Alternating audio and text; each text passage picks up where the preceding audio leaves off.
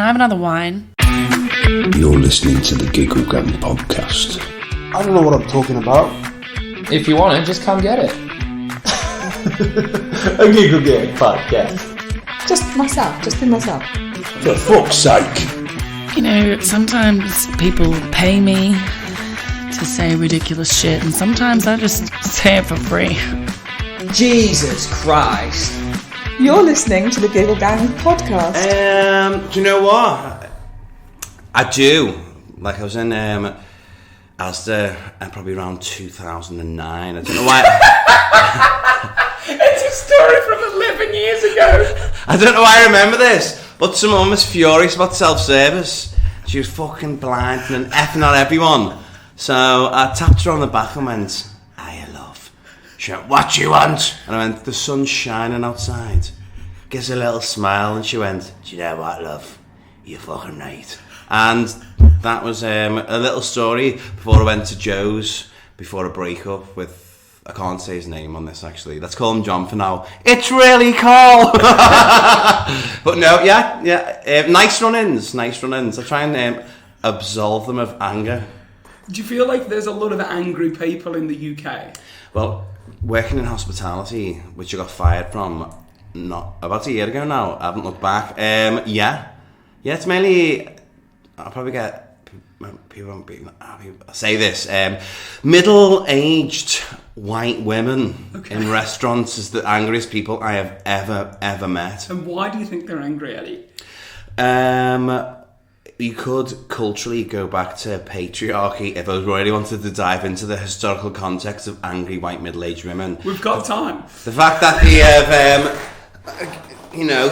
they're the ones that have got to carry the children, give birth to them.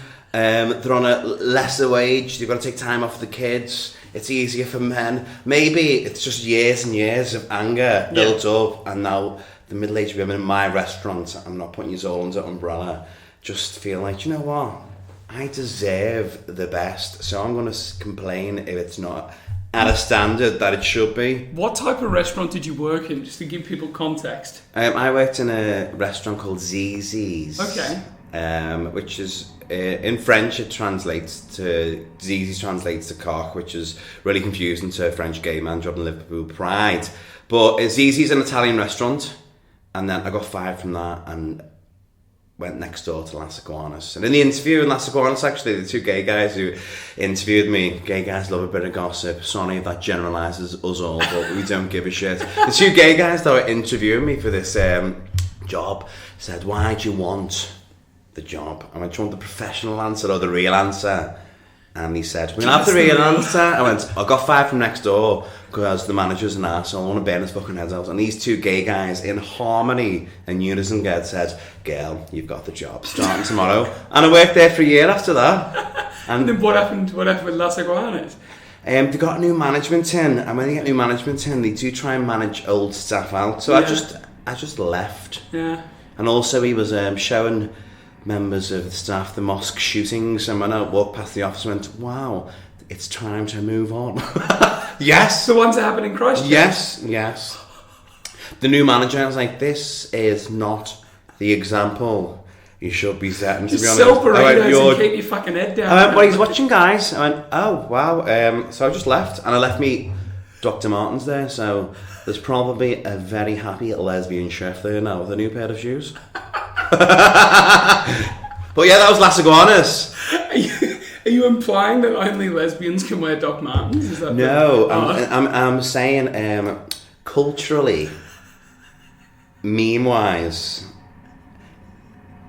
us gay men feel sometimes that lesbians wear Dr. Martens. They do though. I love how you call them Dr. Martens. I've not met anyone else that calls them Dr. Martens. Do you know the history of Doc Martens? No, I don't. I know they do vegan Doc Martens. They do vegan Doc Martens. Now I might butcher this, so I feel like I have to look it up. But they're actually a Nazi shoe. Are you familiar with the Nazis? I know they were nice, and I do know they wore Hugo Boss as well.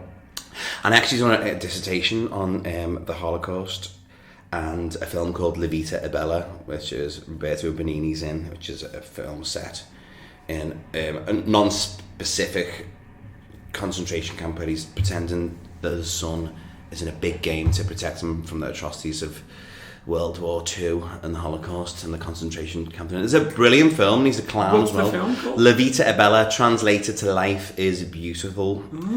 So I studied that in uni with film and TV, so yeah, I'm aware of Nazis. Well, / middle-aged women. back in 1945, a 25-year-old soldier called Dr. Klaus Martens, right, was trying to basically figure out how to survive in post-war Munich, and after nursing a broken foot back to health, he created an air-cushioned sole for his boots as opposed to the traditional hard leather. And armed with the prototype, him and his partner then found success over the next decade, and that was where the shoes were born. So out of wartime Nazi Germany and injuries to the people, they birthed. Was he an evil man? I don't think so. I think he was just a doctor that had a sore foot. Because it's 2020, and if that come out, Dr. Martens would sink in this climate if he was a Nazi. The inventor of. Well, I don't think he was a Nazi, but it came out of Nazi Germany time, if that makes sense. Mm-hmm. I'm not saying he was a Nazi because that particular site didn't give me that information. I thought it was a more saucy story, to be honest. But now I fact-check myself. I was going to go off and just tell you a bunch of fucking lies. Where are you from? I'm from Australia. I thought I did. Why didn't I know this information? I don't know. I was doing the bushfire. You know, I've met you like a number of times, but you don't remember. Is it hot water? Yeah. When I'm in hot water, I'm normally like in a zone. I can't remember much. I'm just ready to go on. That's fine. In your own head, aren't you? Do you want me to tell you the story the first time I met you? Oh, fucking hell. you had been on stage, and for some reason it was like it was like an earlier show. So like I'd come to do a spot, but as I came in, I rocked up like an hour early. You were on stage. It was just you doing like 45 minutes or whatever. You were doing like a longer set. Oh, I might have been doing Glory Hole or a one-man show. Yeah, but the room was relatively full. Yeah. And everyone was like loving it, and you were just singing, and you were like sweating everywhere. You were just a fucking mess. Like you were like on stage. Oh yeah, give it everything on stage. Sweaty Lee Evans. You were giving it 90, and you had like a suit jacket on. I was like, why doesn't he take the jacket off? And you just like sweating everywhere, singing and dancing and running around. That suit jacket was it red sequins? I can't remember. Oh, mate, I can't remember. But then you got off stage, and then Tiny came and grabbed me, and he took me. Remember Tiny? Yeah. I'm sorry, Tiny. I actually forgot he existed. I've not seen him for ages. Well, he came and grabbed me, and he was like, okay, you can come back to the green room. And you were there, and you had like these two groupies with you, right? Like, Katie and Becky Heron. Yeah. He was having a male lately. Love you, Becky. And Katie is dead hungover today because she went out to do karaoke in the Pig bar in Liverpool. And you didn't text me back, by the way. Are these your friends? Yeah, they are actually. But they come to watch me. Katie was probably opening it as an MC, and Becky just popped in because she works there. Right, okay. So we come back with these women, and it's just me, you, and these two women, and no one else was there. And they go, "Hi, love, you're right. What are you doing here?" I was like, "Oh, I'm just here to." Oh, they're so loud. Yeah. It's like us Scousers is like aggressively polite. Yeah. It's like scary, but when you can't argue because we're being really nice, but we're shouting it at you, aren't we? Becky goes through. She goes, "Oh, are you doing stand up, are you?" I was like, "Yeah." That's like your Scouse accent. And then she goes, "Do you want to see me tits?" That's the first thing she said. That's amazing. And I was like, "No, I'm all right." She goes, "Well, have a rosé then." They must. Oh, after show, they must have all been pissed then. It was out of this world. And then she goes, "Have a look at my tits." She goes, "Would you think I would have had 2 kids?" And I was like, no, they look great. She was post pregnancy, so she was back on the blossom hill. And apparently she I don't know if I can say this, but fuck it. Apparently she had a lad back home, but he was a bit dull and boring. She didn't like her boyfriend or whatever at the time, and she's back liking him now. Maybe she was having a down day with him. Yeah. Or he was hungover because he pisses her off when he's hungover. Possibly. And then the other bird that was there, Katie Tracy. Yeah, she was just wild, and she was really interested in the fact that I had an Australian accent. She was like, "So why have you come to England?" I was like, "I don't know." Like, it almost seems a bit like, why? What, do you want to go home? Yes, it does. But it was great, and then more comedians started arriving, and then you guys left, and ever since then I've been like, Eddie Fortune's quite a fun guy, and then I've seen you like a few, but we've never shared that much. No, we haven't. I must just went. I don't know what I'd done after that show. I've not a clue. It was probably about 2 years ago. It would have been 2 years, defo. It was some time ago. Have you gigged there since? Yeah, but since I've gigged at the new one. Parkland Street, yeah. The better. Are you emceeing tonight? Yeah. Okay, I've just not seen you do anything yet on stage. I've given up on doing like stand up. Okay. I hate writing material. I wrote I wrote 2 new 20 sets the other night when I had a glass of red and it just came out. I wrote one in Easy Restaurant 2 nights ago. I was on a date, Michael Skeggs. He got me a expensive hotel actually called the Titanic Hotel in Liverpool, so obviously I had to have sex with them. So that's the only time I've bottomed in ages, but he did spend like £300 on me. I thought, mate, am I a prostitute? So yeah, I thought it was a great set. This is the inner monologue that like women have when I take them out. Am I a prostitute? I was thinking, am I a prostitute? I don't know whether this is too much for a podcast, but all I remember him saying is, have you washed your bumhole? And I went, does that mean you want sex? And then one thing led to another. How did you wash your bumhole? Anal hygiene is quite important for not just gay men, just people who want to put things in there. Yeah. Because shit's disgusting. Never mind. Well, not to everyone. So I'm not judging the people out there who like poo. It's disgusting. But yeah, I've gone off on a tangent. Where was I going? Yeah, I wrote 2 new sets. One was in Zizi Restaurant while eating a jackfruit pizza. Okay. Which you don't recommend, by the way, guys. Are you vegetarian? I was for 2 years. Okay. But then someone took me to Ben Brazil, and it's just ribs and meat. And someone come up to me and said, do you want this blue cheese steak? And I went, I'm not a vegetarian anymore. So I said, yeah. And I ate more meat than anyone on the table.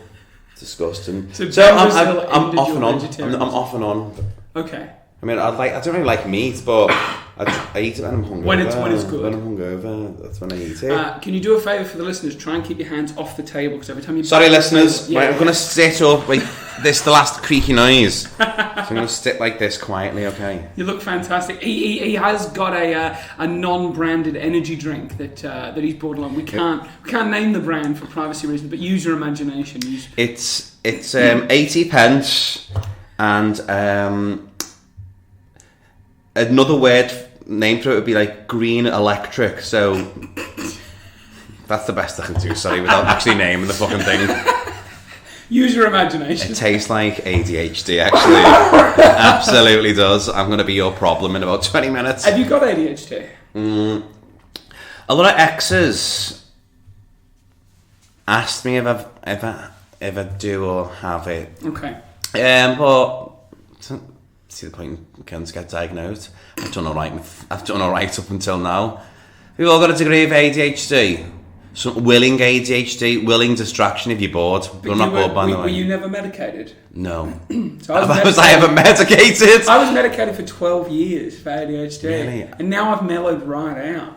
I tried citalopram a few years ago, and that was like... You tried what, sorry? Citalopram. Okay. That was like... a form of antidepressant. It is an antidepressant. I had to stop because it felt like I was on ecstasy. It was weird. Like you loved it? Yeah, it gave me loads of energy, and I was just one giant pupil. My mouth was getting... I remember doing a gig in Woody's with Paul Smith was there and Tony Carroll, and I was on stage and I knew they'd do karaoke there in Woody's. So at the end of my set, I must have been off my rocker. I went, "Oi mate, put my way on for me." And at the end of my set, I'd done karaoke. It was not needed. You are a good Maybe singer. some of the comedians were like, "What the fuck is he doing?" Because I didn't change the lyrics. I just sang it because it was just a beautiful moment. It's Woody's bar. Just Google Woody's. I'm not going to trash the place because I love it, but it's its own unique brand of... Is this in Liverpool? Yeah, you need to go just to experience it. It's something I feel else. like I need to get back to Liverpool because when I first came to Manchester, I was tossing up between living in Liverpool and Manchester, and I had a job interview with the BBC at Salford Quays, right? And I was like, well, settle in Manchester. And in my head, I was like, job interview means you've got the job, basically. Turns out I did not get the job. I've never worked for the BBC, right? But it meant I'd already put a deposit down the house. I settled here in Manchester, and I just thought, I will go to Liverpool and, I'll spend a bit of time. And I have like a little bit, but I haven't been back in ages. But it's almost like another planet. We're our own country, I think. Yeah. Absolutely, yeah. I'm not English, I'm Scouse. Yeah, we are. I've heard that a few times. Well, it goes back to the 80s, doesn't it? Thatcherism and being treated like shit, and the... Were the Mancunians treated like shit as well? A lot of people in the Northwest, a lot of people think there's a divide between Mancunians and Liverpudlians. I don't think there is, I love Manchester, so that's why I come here early today. So when we finish this, I'm going to go for a little wander, go for maybe a glass of wine. My friends live down here, and then, I come here early on purpose because I love Manchester. I might pop to Canal Street for a drink because we've got a 3-hour gap, I think. I think so, yeah. We'll finish this about 5 o'clock, and the gig's not till 7:30, so you have 2.5 hours. Yeah, go for a little wander. Do you like Canal Street? I only go in the week. Okay. And I go to Red. I don't want to advertise on the gig here, but I go to Red Redmond does a great LGBT plus gig there on a Tuesday, first Tuesday. If you're going to promote a gig, make sure you get the fucking sorry, Red, you meth. First Tuesday every month. It's a great gig. It is good. So I go there most Tuesdays when it's on. Yeah. Yeah.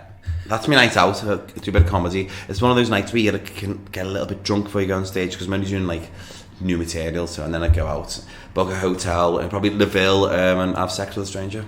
Good. Strangers. Sorry, I forgot to pluralise that in case any of my shags are listening. Sorry. How many shags do you have on the go at any one time? Maybe it's I make myself sound like a proper slagger, but that's just the comedian in me. Not much. I went through I had like a 4-way like 2 weeks ago, but other than that, nothing this year. Just kind of happened. How does a 4-way work? Explain to me how a 4-way works. Is it 2 people having sex with 2 groups of 2 in the same room, or is it 4 people? God, this podcast is going to follow me to if I ever get famous. Well, I went round to my mates, and he said 2 other lads are interested, and I was just with them, and I said, okay, fuck it. So they come round, and we all stood around, and we all shook hands. I was like, all right, I'm Eddie. This is really bizarre. All right, I'm Eddie. All right, I'm John. All right, I'm Michael. And so we all went, so who's the bottom here? And one guy put his hand up, and all 3 of us looked at him and went, oh, sorry, mate. And then we all fucked him. It was just one guy? Yeah. Oh. Yeah. So hang on. It was less of a 4-way and more of a gangbang. Do you know what? There is a difference between from watching porn as men watching porn. I realised group. If you search group, and you search gangbang, they're 2 separate things. Because gangbang, it's just one person getting victim. one victim, yeah, one willing victim, consensual. But group is like free. Yeah, okay, it was a gangbang. So shit, was happening in a gangbang? I'm a disgusting person. So hang on. Who was the person that raised their hand to be bottom? Was it not you or the guy that you knew? A small gymnast. So he was already very flexible anyway, to be honest. And I had a bad back, so I've never had a 4-way before. I don't have 4-ways all the time. It just... I need more information. It was January. I was feeling depressed. I thought, you know what? Cheer me up today. So when? A bit of cock. A bit of cock and some poppers. So, right. Funnily enough, guys, I've had one of my shows is called Poppers and Cock, but that's a different story. It was in I want to ask you about poppers. Let me come back to poppers, right? But the 4-way gangbang, right? Whilst somebody is having sex with the gymnast, what are the other 2 doing? Are you just like having a cup of tea, or are you? One of them was going, yeah, take that dick.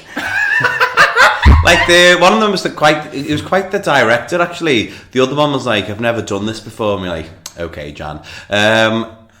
Just turns a piece. I mean, he's got a mouth as well, hasn't he? So it was quite respectful. Okay. And we all had fun, and no one was put out, and everyone enjoyed themselves. And I robbed a towel, so the gymnast. Sorry, I took one of your brown towels, but was it his house? Yeah. So I was done. So I went to the bathroom and I thought, I'm going to the gym now. I've got no towel, so I rubbed his towel. And by the way, it did smell damp, so I don't think he does his washing often. And I went into the living room and his cat was there looking at me, and I was like, you've seen this before, haven't you? But yeah, his cat knew exactly what was going on. Yeah, so lovely brown towel actually. You've got it. You've given it the proper care it deserves. You've now washed it, dried it. I have washed it with a vegan-friendly detergent. Right, let's get to poppers. Because the other day, I had a comedian around my house. I won't say his name. Not homosexual, okay? But literally pulled out this thing, a gold thing that's a pure gold. Right? That's a cheap poppers, but carry on. Okay, and then he goes, hey Matty, do you want a headache in a bottle? I was like, what? He was like, sniff this, it'll give you a headache. I was like, but why? Why would I sniff it? So, I don't know. And then just gave it a big whiff and then just put it away. It makes you feel like you've got a pulse in your eyes. So but it loosens your bumhole. How effective is it? That's what I want to know. I don't tend to bottom a lot. God, I'm so honest today. I don't tend to bottom a lot. I think it intensifies oral. Okay. I give you a little buzz, and it feels a bit like euphoric. So, like smoking a cigarette. It makes you feel a bit thirsty. Like, I'm assuming you're straight. Like, if you went down a girl and you had a sniff of it, it would make you more thirsty for that in the moment. Okay. It'd make you just a bit more. Revs you up a bit. Revs you up. Yeah, I don't want to say hungry for pussy, but that's all that's coming. It makes you right. Do you know what I'll say? It makes you proper hungry for dick. It's the name, disgusting. The name of this podcast is going to be Hungry for Pussy. Oh no! I'm going to come across so bad on this. Sorry, guys. But you know, it's a podcast, isn't it? So let's have fun. But yeah, it makes you a bit more hungry for whatever you're putting your tongue on. Okay. Even feet. What? You like licking people's feet? If I had a sniff of poppers and they've got good feet, it's got to be good feet. Okay. Like Kylie Minogue feet. Who has good feet? Though? Kylie Minogue. Apparently, I know, but in the year 2000, she was voted as having the nicest feet in the world. Really? Albeit held by a celebrity status at that point. But yeah, there is nice feet and there's disgusting feet. I assume that all men's feet are probably disgusting. Gross. Yeah. Pardon me, guys. Sorry about coughing. Yeah, but some men have nice feet. I think if you're under 5'8", you have nice feet. Like if they're small, because like size 12 feet. I mean, there's hygiene as well. I mean, people just feet. When you think of feet, you think of just sweaty, smelly. You think do you know what a foot is, right? A foot is you being able to balance around, but it's also where all of the excess shit that none of your body, you think it comes out your ass, right? It comes out your feet. Anything that your body doesn't want that it can't shit out, it puts out through your feet. Is this based on fact, or is this one of those urban myths that you've just carried your whole life? Because if you're in an airport, all right, they'll swab the inside of your shoes and your socks, and if it comes up with drugs, then they know that you are a person that might take drugs, right? Or explosives, or anything else. Not that you take explosives, but you know what I mean. If your skin's been in contact, it goes through your skin, through your body, and comes out your feet. Did you know this fact about feet? Here we go. England is the only country that calls toes. Every other country calls them feet fingers. So you can Google that later. It translates in every other language. They're called foot fingers. We're the only country that calls them toes. Now, I might be wrong, but the date that I was on told me this was a fact. So I didn't fact check it. I just thought, this is too beautiful to check. I would prefer it to be the truth in my head. Here? Foot fingers. Foot fingers. Or is England the only place that calls toes? Is that even a question? Foot finger or toe. Here we go. Dear members, I would like to ask whether there was any expression like foot finger for the word toes. I broke my left foot finger. For the first time I've seen foot finger, but it's completely understandable. Hello, Jim. These are all English speaking people. They're saying it is in Turkish, it is in German. What about these? Do you have to convince someone that these are called hand toes? everywhere else in the world. Calls them hand toes. It's a thing, yeah. I'm going to try it on a really thick date, actually. How many times do you go on dates with people I assume you've never met, and within the first minute you go, when's this going to end? Do you know what? I'm always nice on a date, because the other person's taking time off the date to have a date. I haven't dated lots, actually. I'm casually seeing someone off and on since October. That's nice.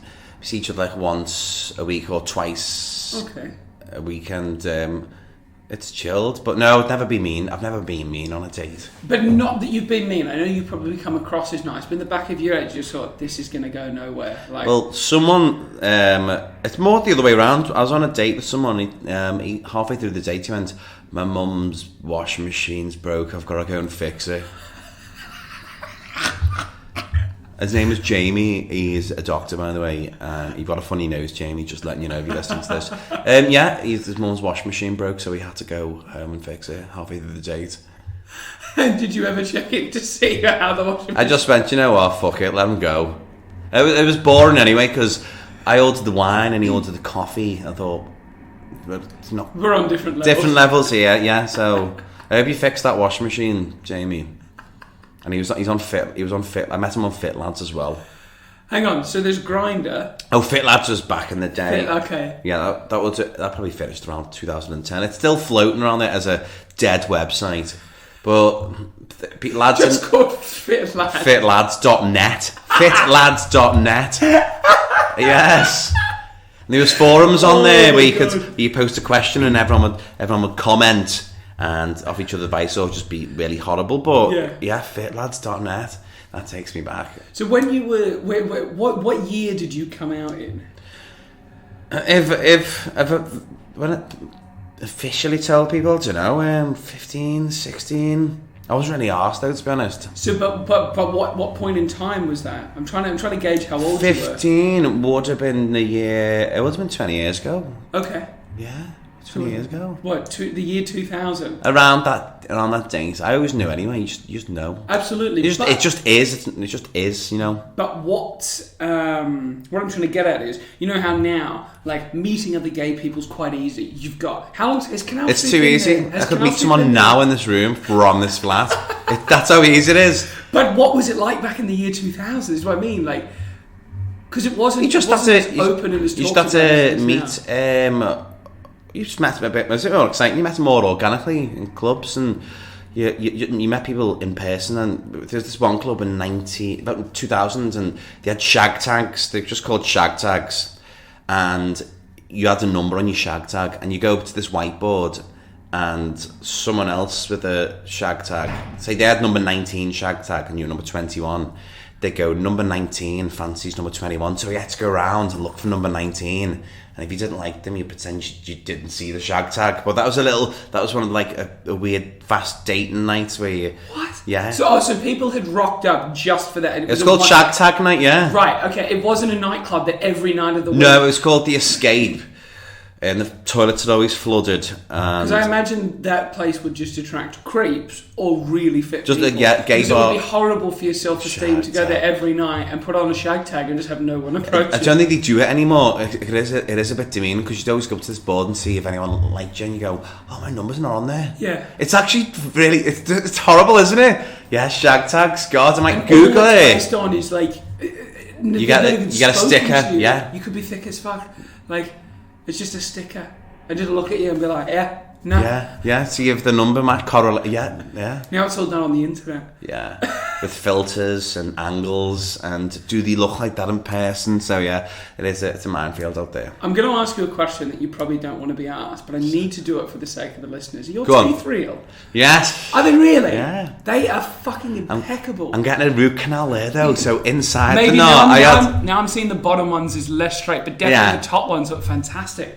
They look like you've had them done in Turkey. No, they're mine. My mum and dad both have nice straight teeth. Wow. But not great ankles or a chin, so you know it's good with the bad. Good with the bad. How do you have bad ankles? Like they were fallen arches. Yeah, got them off my dad. Right. And bad knees off my dad, and not a very defined chin off my mum. But a massive dick, thanks, Dad. Jokes. But yeah, just we've got good teeth. That's it. Does having a big dick in the gay scene mean a lot? Yeah.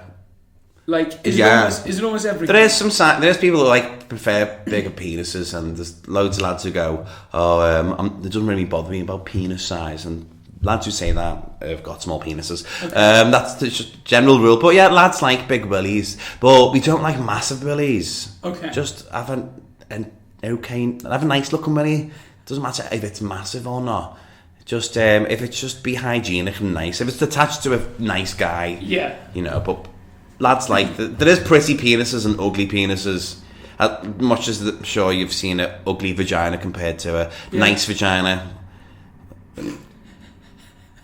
You don't have to answer that in case you have got a girlfriend and she's listening. I've got a fiance. I've complimented her on how pretty her vagina there is pretty genitals. Yeah. It generally is. I mean, you don't look pretty after you've orgasmed because you're like, but there is good ones and bad ones. Definitely. Yeah. The first viewing's always the most important. They're like, but you go, thank fuck for that. Yeah. You've been there. We all, at the back of my mind, we're all quite grotesque people because we're still humans. At the back of your mind, you go, that's really good. I'm happy about that. I'm happy about your vagina. But you don't say it out loud. You're just like, yes. That's getting 15 minutes as opposed to 5 minutes cunnilingus today. Definitely. But there's pretty buns. There's even pretty bumholes. Some bumholes aren't nice. I've not got a nice bumhole. Haven't you? I can tell you that right now. I've never put any effort into it. The only thing that happens... I've got a nice bum, but I do squats and stuff. I've got compliments on my bum. Like bum cheeks. I've got a big fat ass, but I don't do anything with it just because I'm a bit I've had people say to me, that's a nice hole. And I'm like... The nice hole? Yeah, I go, what? I went... the little balloon knot. The little balloon knot, that's a nice hole. It's like, that's just gross. But I'm like... But when you inhale and pop it, you're like, yeah. It just makes you hungry. Yeah, it's dirty, isn't it? This is not comedy, what I'm talking about, is it? Well, no, there's one rule on this podcast: you're not allowed to talk about comedy. Oh yeah, fuck comedy. I'm fucking sick of it, to be honest. I didn't bring you in here to talk about comedy. I wanted to talk about Eddie Fortune in younger years and realising these sort of flamboyant talents that you had, the singing, dancing, centre of attention. Were you always like this, or did you have to sort of come out of your shell? I was always artistic. I was more of I drew more as an expression. I was a good artist in school. Because in school I played football. I was one of the best footballers in the school. I've got trophies. I was dead athletic. I was into me wrestling. And now I'm into my wrestling. I was into football, and I think art got me away from the bullies in school. I always took up myself. Sanjeev Chopra, you prick. And Nick Griffiths and Mark Berry and Joe Day.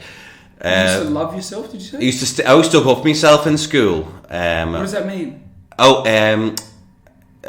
Bullies, the bullies in school, I always stood up for myself against them. Right. So art was like an escape. I used to do art instead of PE, even though I was a great footballer. I love football, but once lads turn on you if they think you're different or gay or whatever. So did you cop a bit of that in school? For 2 years, between 14 and 16, the whole school turned against me. Yeah. It was like, hey, gay! It wasn't so much acting it, which is not a bad thing. There's a guy who wore makeup and he had beautiful big eyelashes. We had Graham Luby. Graham something else. It was very, very flamboyant. And I got the worst brunt of it all because I used to play football with them all. Yeah. And they're like, we let him in our circle and he's one of them. So I got it worse. So weird for 2 years straight. And then what? Gay Eddie, they used to call me, and if he finds it infuriating if anyone calls me Gay Eddie still. So you do take that into adulthood. If someone goes, oh, that's Gay Eddie, I go, it triggers me, something rotten. But school is... Teenagers are horrible, though, aren't they? Yeah. Teenagers are absolutely horrible in school. But then I went to do performing arts in the Art Centre. Okay. Then I went to Aberystwyth with Joe Shipman. Aberystwyth at the university to do Bearons in the film and TV and theatre. I dropped theatre, carried film and TV, then realised I made a mistake. Theatre's... Went to Liverpool, and then forgot it all, started acting, put my own plays on, the Lowry. Or the Lowry, how do you pronounce that? Lowry. The Lowry, I'd done a play about suicide in there, a comedy. About suicide? Yeah. Okay. It's called Elastic Bridge. 3 strangers meet on a bridge, same day, same time. Coincidentally, all there to... Top themselves. Yeah. Yeah. And it's a dark comedy because it's a ridiculous... I wouldn't say it was an upbeat one. Yeah. Ridiculous concept, but, you know, it was a message about not to do it, so... Yeah. And do they all end up sort of talking to each other and giving each other a reason to and we live? found out one of them was there because he killed everyone in his office. Oh. We all found other reasons why they were there. One was there because he just fucked up with a gun. Sylvia was there, named after Sylvia Plath, who took her life. She was there because she was had postnatal depression. Okay. And Alexander, who named after the fashion designer who killed himself, he was there. It wasn't specified, actually. We didn't specify why he was there. But that sold out the Lowry. So done plays for ages. It's the first person to play Brian Epstein in the play called Love Me Do, with Brian Epstein's widow, Jo Flannery, as my guide. Ooh. Who was who managed the Beatles as well, so they've told me loads of stories. I can't tell you on here, but when we turn the mic off, I will. Really? There's some nice, cute stories, but we won't go into that. He died a year and a half ago now. So Brian Epstein, and then I accidentally fell into comedy and went, oh my God, another career change. And I realised I'm funnier than I am serious on stage. Yeah. And then I fell in love with it. And find out of theatre love. hard, And in love. And out of... I put a play on last year called Foreplay in the Royal Court. Yeah. By Jake Brunger. By the way, the rights to your play is too expensive, Jake. Put that on as a four-hander, not just 4 gay men in normal relationships, not too much stereotyping, and it's just a nice play. And it didn't really look like it had a sexuality once you watched it. It's just a drama of people in relationships. That was on in last year, so I do plays still now and again. I was in a panto with Alex Reid actually in Aberdeen. And we saw a lot of his balls and his penis and his arsehole. And Alex Reid, don't mind me saying that because you're bonkers, Alex. And I remember on stage we had an adult show. Good looking Willie and Hole? Or? No, I didn't look. I think my mate Miles Braithwaite wanted to shag him. I'm glad I'm saying your names, Miles Braithwaite. But I was on stage, we had an adult show, we didn't have a script for it. And Alex Reid's playing King Oberon. And the prince goes, you look really familiar. And the audience go, because he obviously is like a minor celebrity. Yeah. And there's 600 people there. And I said, yes, you do look familiar. You're the guy who's put his penis in Katie Price. Yeah, and the room went wild. I had to hug him on stage and go, I'm really sorry, Alex. He loved it though. And he come on stage with a tiny little flannel over his penis. Because it was adult panto. But because sometimes he's a little bit... sometimes you come across a bit thick, Alex. Sorry, mate. In a nice way, I mean. Like, he falls over on stage and he fell over, and basically the audience saw his what's a balloon knot. Alex Reid's got a balloon. No, Alex is lovely. He's actually surprisingly intelligent, and he's really spiritual and a gentle giant. You've got fucking bipolar or something when you talk about him. 1 minute he's like... No, I mean, thick, Alex, you were thick at the way he organised his script. His whole script. He took out all the bits of the script he wasn't in. Yeah. And kept all of his lines. I was like, Alex, where's the rest of the script? He went, oh, they're not my lines. And but what? Wait, that's the play. How are you going to know where your cue is? How are you going to know what brought you to here, or what happens before here as your cue to come on stage? Yeah. That's how but that was his process. I think someone might have given bad script advice at that point. That's a great He way was of a thinking. ball out. Yeah. Like, why would I need to know other people's lines? Do you know what? That's it. That's quite the diva sentence. But yeah, he wasn't a diva. He was great. Crazy. We were all crazy though. It was a good cast. I was playing Crab Sticks, a crab. Yeah, that was my highest paid role to date. You know, I've never seen a panto ever. The fun, you know. I don't even know. Like, I know it's theatre, and there's a thing where they go, "Oh, he's behind you," and like there's like a couple of like things that happen in every panto, and it's a bit interactive. There's stock things that has to happen because the audience are there and they expect the rules to be So what correct. are the rules of panto? Give me the Like rules. Is he's behind you one of the rules? like you'll have the nice fairy and the evil fairy. Let's just call them that. They always have to stay on their side of the stage. Okay. You can never cross. Yeah. You've got to keep light and dark on each side of the stage. Okay. Perfect. The prince and the princess will always be the boringest characters. Okay. They've got to say the lines properly and just be a pretty prince and a beautiful princess. And all the other characters allowed to improvise, but they're always the boring ones, to be honest. Okay. The audience go there to see the dame and the comic, say, i.e. Buttons, who Phil Walker played in Aberdeen himself. But yeah, they're there to see all the rules. And like, there's even an order of the cast when they come out to do the bows. The order's got to be correct as well. Yeah. And they've got to have cloths that get taken across. They've got to have at least 3 cloths that go on, and So they've got to who have makes a those it has to be a dance medley at the end that the kids can join into. But who makes the rules? I think it's just tradition.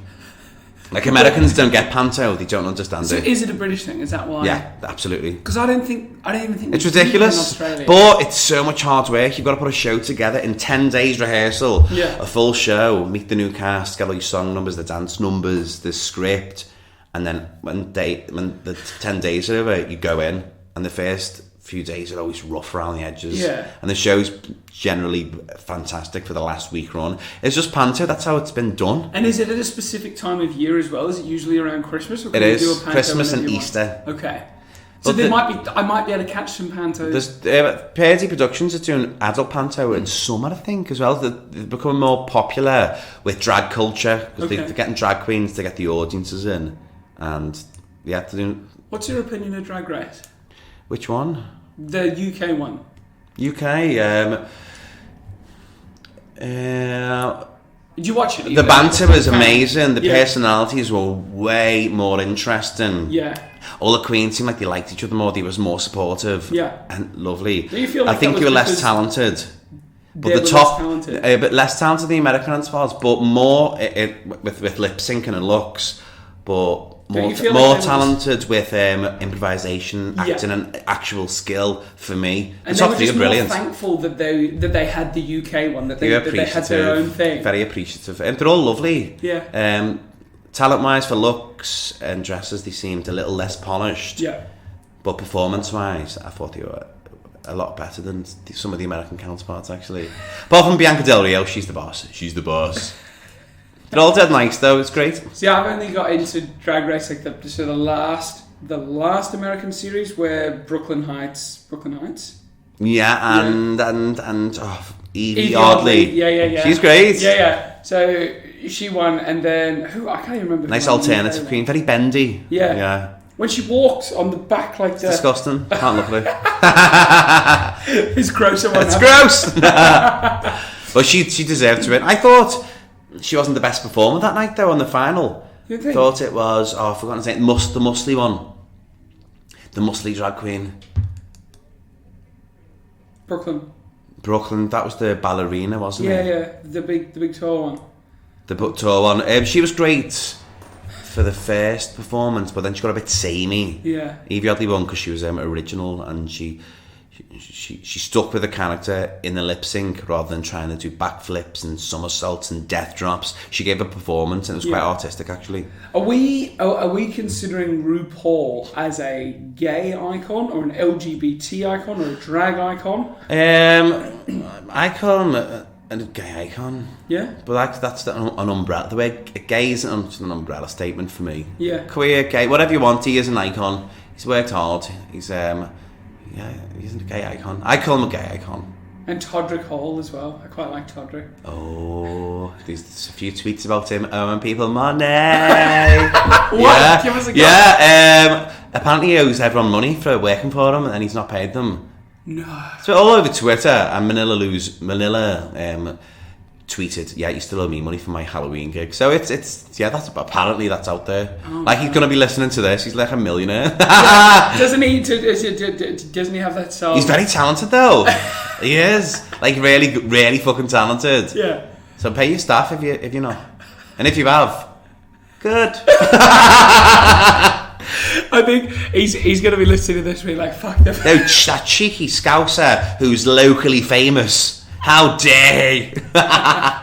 Have you been? Are you at the point where you get recognised in Liverpool? People are like, I know you. What's been the weirdest one? I went to a hotel. I'm here to find my friend who's upstairs. He went, "You're the comedian. I watch all your videos." I went, "I am." So you're just going to let me go to the top floor and knock on what door? What room is he in? 818. I was like, I could be here to kill him. You just let me go up in this locked hotel. He went, "Yeah, I watch all your YouTube videos." I do get recognised all the time in Liverpool. Yeah. I was in I done a show called Karen. I was in the Britannia Hotel last year, and someone just shouted at me, "Karen!"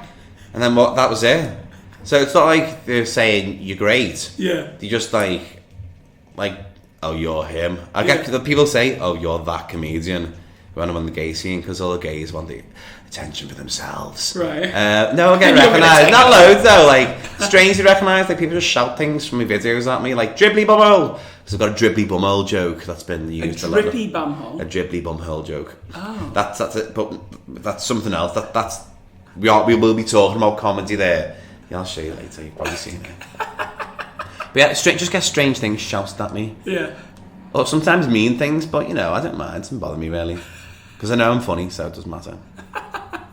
So, what do your family think about what you do now? What you talk about publicly? This podcast. Me mum and dad are supportive of comedy. My sister, they always come and watch me. My dad not so much because he gets anxious when I'm on stage. He's like, "Oh, I'm not ready to hear that." Or he just gets scared to watch me. But I've got some friends who are watching. I'm scared to watch them because I don't know what they're gonna do, or just. You're scared that they're not going to do well. I think that's it. They're fine with it. They think it's great.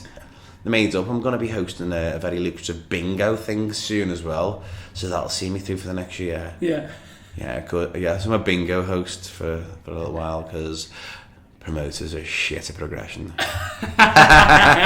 So whereabouts did you have your childhood? Were you in Liverpool or were you on the outskirts or? Penny Lane, Underley Street. I grew up in Toxteth, Ascot Road. I moved to Underley Street, and me and my mum and my dad and my brother and my big brother all stayed in the same small room. So there's 2 bunk beds, and my mum and dad in a double bed. So there's no floor space. What? In my nan's house while we were in between houses. And I used to wet the bed as well. 2 years. What? I used to wet the bed as well, and I was top and tailing with Dean. And I always used to get up about 3 a.m, get a towel and put the towel on the bed to wet, and my brother was in the bed as well. So were you pissing in the bed, or was the piss getting on him? Oh, I just pissed the bed quite frequently. I had to tick the I wet the bed box to go to Colomendy, and I stayed in the basement with someone else who also wet the bed, and his name is Patrick Doody. I'm sure you won't mind. I was like 35, but isn't Patrick Doody a bedwetting name? Christopher Bibby wet the bed as well. Christopher Bibby is a bedwetting name. Eddie Fortune isn't. Okay, let's get that straight, guys. But yeah, it's not a stage name. Your real name is Eddie Fortune. So I used to wet the beds and used to go to school smelling like Old Spice. And I remember one guy called Craig Butterworth. He was in the queue, and he went to me, "Do you wet the bed too?" Because we could smell the piss on each other. And I went, "Yeah." And we'd become friends over bedwetting. Yeah. Craig Butterworth. How old were you? I wonder if he's dead now. Anyway. What school is this? Primary This is Dovedale, John Lennon School. That would have been 95 to 2000. Yeah, that was when I was born, 95. Oh, fuck you. Yeah. And the Underley Street. This was primary school, wasn't it? Yeah. Okay. And then we moved to Mossley Hill, Alton Road, but near Penny Lane. Yeah. And that's been it. I went to Aberystwyth University. Now I'm back in Liverpool, flat hunting with my friend Tom Collins, who is Bon Jovi's #1 fan because of Richie Sambora. I love how many names you're dropping. Some people are going to be like, "Oh, Eddie mentioned me in the podcast," and others are going to be like, "Fucking Eddie mentioned me in the podcast." Who gives a shit? We're all a long time dead. And Patrick Doody, you did piss the bed, so it's not like I'm lying, is it? When you said you had to tick the box, what are you talking about? Colomendy. We had to go on a trip to Colomendy. It's like it's a Scouse rites of passage. It's holiday go on in primary school. Okay. It's in Wales. It's called Colomendy. And in Colomendy, there's chalets that you stay, and you just go on like, it's a little mini holiday, and you go on treks, which are really dangerous looking back. Actually, I'm surprised more kids didn't die on this excursion. So if we were staying in the little chalets, would you call them chalets? Yeah. Is that what they're called? Cabins? You had to, if you wet the bed, you had to take a wet the bed box. Okay. And so I had to stay in the basement, and there was always a cow staring at me through the window of the basement. I don't know why the cow was there. It was just a really unenjoyable time for me. So yeah, I did piss the bed every day though. So they put all the... Every day without fail. Why were you pissing the bed so much? I remember it stopped around 11 though. But were you nervous or like... I don't know. I remember going to bed once in my new bed sheets. My mum bought me a new pillow, me new fleece, and I said to my mum, do you know what, I'm not going to wet the bed tonight. And I woke up and I had wet the bed and vomited. It's like my body was like, fuck you. Yeah, wet the bed and threw up as well. Ruined them bed sheets. See, I wet the bed maybe like twice, right? And then it was a case of, I didn't really know why. And my dad was like, Matt, we can't have you wet in the bed. Like, it's back out of order. So he goes, what we're going to do, there was like this, you know Pokemon, right? There was like this Pokemon lollipop, and it was this big yellow stick, and it had this huge like sugary lollipop, and in the middle of it was a little plastic Pikachu in the middle of this lollipop. And Dad bought me the lollipop, he put it up in the kitchen, and he goes, if you can go 1 week without wetting the bed, you can have that Pikachu lollipop. And I was like, sweet, easy.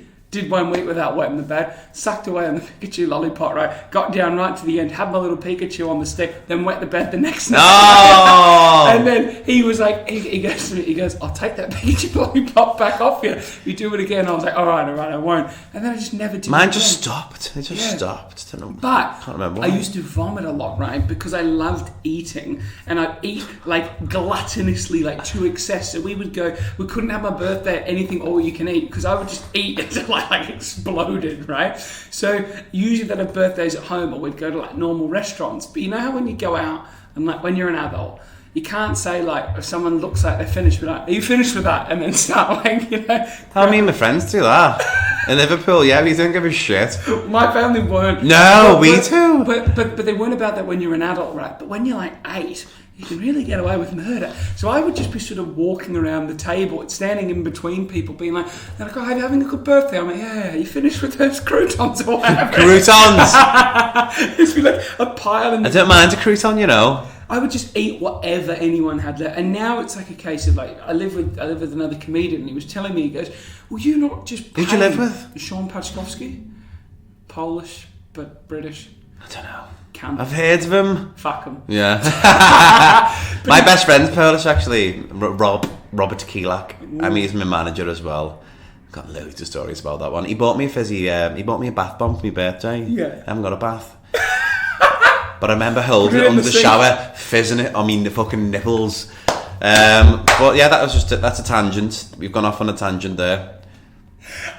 He had nicknames for me as well. Robert Kielak, Polish guy. He said that he used to pronounce things wrong. He said, should we go to the Arriva? I'm like, what's the Arriva? What do you mean like the Arriva train? He went, no, the Arriva. I'm like, Arriva bus? He went, no, the Arriva Mersey. I was like, okay. Oh, the river. Yeah. I used to go foot. Should we go get some new trainees from Foot Asylum? And he sometimes mispronounced my name as you fucking faggot. But he's my best friend. He used to be a bit weird about gays, and I took him to a gay bar, and Polish music's like Euro house dance, and he's like, yeah, they play this all the time.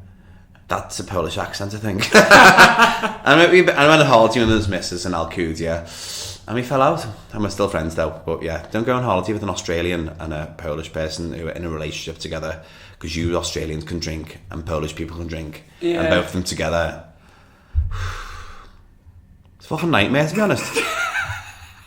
But I hope I'm going to be the best man at the wedding, though. I'm still getting over you holding the bath bomb in the shower as it just fizzes over your body. Yeah, I didn't have the heart to tell him I didn't have a bath. Did you sit in the bottom of the bath, though? I should have just put up my fucking balloon knot, to be honest. I've never... Do you know, I bet you that's a nice sensation. Fizzing just... Because it would fizz on your balls as well, wouldn't you?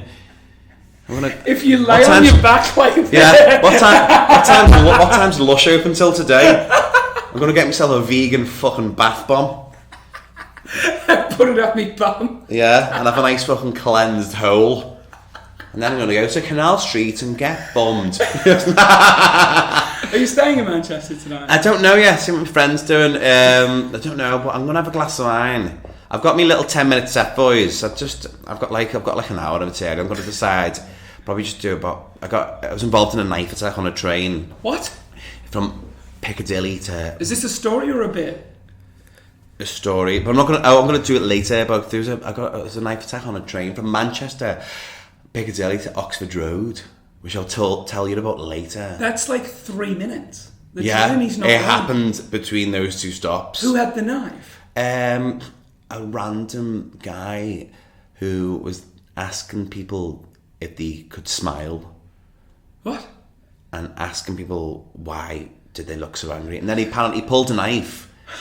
That's not a way to get people beaming with happiness. Yeah, and then someone screams, he's got a knife, and everyone ran to the back of the train. And it was just him by himself. Yeah, and I was Holby Primark bag, and I'd just come back from Bolton playing a crab, and I was like, I can't be murdered, and the best thing I've done in my life is play a crab called Crab Sticks. And a banjo. And Bolton's a shithole as well, sorry guys. Proper the bollock ends of England. For Australian listeners, imagine Logan. Yeah, like imagine seeing two pigeons fighting over food, and the food's a piece of dog shit. That's Bolton for you. And the pigeons are people. But, sorry Bolton, but it's a very unique place. And yes, he said, get the inspector. It's like, what the fuck's she gonna do? What, the person that show me a knife, tickets? let me see if it's valid. Do you know what I mean? I didn't have a ticket anyway, so... You were like, no, don't get her. But he got apprehended and taken off the train, and By people just reacted and grabbed him and took him off the train. Oh. And no one was hurt. It was either fight or flight, loads of men, and he was arrested. That's so exciting. But for the purpose of the story later, he got away because otherwise the punchline won't work. But you'll see that later on. But yeah, and I thought, God, it doesn't happen to me. That's what you think, and it was fucking scary actually. I had to press the emergency button. Really? Yeah, and there's loads of fat people pushing like little skinny blue-haired vegans out the way. People were just there. People went to survival mode. Yeah. Yeah, it was fucking weird. I love that. I got attacked by a homeless man in like the middle of Manchester the other week because he was like abusing his girlfriend, like beating her up, and she like ran across the street like screaming like, please help me. So I like gave her to my girlfriend. Then I turned around to this homeless guy who was clearly pissed. He had a can of Foster's in his hand, right, that he dropped. Oh, Foster's like, horrible. And I put my hand up. I was like, mate, fuck off, go away, and put my hand up, and he was like, who the fuck are you? And just started swinging. It was clear he couldn't fight because he didn't land one punch, so I just kept moving back, just like, right, and I was just running like backwards, like away from him. He was like chasing me, all arms, right? And then I saw him start to tire, so I started to move forward, and then he just keeled over and started crying, and he was like, I'm sorry, mate, I love her. Like, it just had like a full-on breakdown. You witnessed a homeless rom-com? It went from like, who the fuck are you? Big swings to like, just heeled over like, I love her, mate. Like, he was definitely a heavy smoker. Absolutely. How can you afford to smoke when you fucking... That's what I always find interesting with homeless people. They always find a way to smoke and drink. But when you've not got a job, what else is doing? I think it's good that people give homeless people drinks because it's cold. What would you rather do? Have a sandwich or just forget? Have you seen a comedian called Evaldo Sclerosis? No, it sounds like a foot disease. I'm going to murder his bit. but his bit is he buys a homeless person a beer, and someone's like, why did you buy him a beer? He's already an alcoholic. He was like, that's exactly why I bought it for him. I mean, do you think it's a sandwich that helps him sleep on concrete? It's like, what I did is I bought him a portable hotel called Carling. It's a perfect bit. And the fact I haven't got no homeless set. I've got a dead nan set now I wrote the other night, but I don't want to take that on here because it's gold. It's gold. Well, your time's up. We've done almost. Have we? Yeah. Amazing. It's up to you now to promote whatever you wanted to promote. I Are you have- still doing Karen? I'm not promoting. I am doing Karen. I haven't really told anyone that I'm doing it in the Tivoli Theatre in Aberdeen. Ooh. I've hired it because Isn't it called Tivoli? The Tivoli or the Tivoli. Tivoli. Oh, fuck that up. Fuck you, Tivoli. I'm pulling me show, you cunt. Yeah, hard to pronounce. Yeah, fucking slag. No, I'm going to do the Tivoli Theatre where Larry Dean does it and a lot of other big comedians. Fake it till you make it. Would you recommend I try poppers? During sex, you can be left open in your room, but Is it good for your brain?